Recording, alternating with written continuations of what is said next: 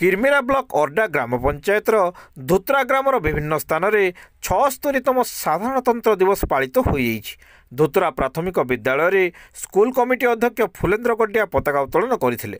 School प्रधान शिक्षक रोमांच सुनानी, शिक्षक आदित्यनाथ, पूर्णिमा दे, भारती छत्रिया, स्कूल कमिटर ज्योत्ना बेसान, आकाश गड्डिया, नेत्र गड्डिया, परशुराम कुआ, देवेंद्र बाग, पुष्पक चड्डिया, नेपाल बाग जोग देइथिले। सेहीपरि बीआर आंबेडकर क्लब ठारे क्लब संपादक दुखबंधु बाग जातीय पताका उत्तोलन करथिले। सेठारे फुलेन्द्र गड्डिया समेत सौरीन्द्र बांकरा, डिलेश्वर गड्डिया, प्रणति तांडिया, देवेंद्र बाग, अजू तांडिया, त्रिविक्रम गड्डिया, जलसाई चौहान, मंथन और जेनामणि आदि उपस्थित थिले।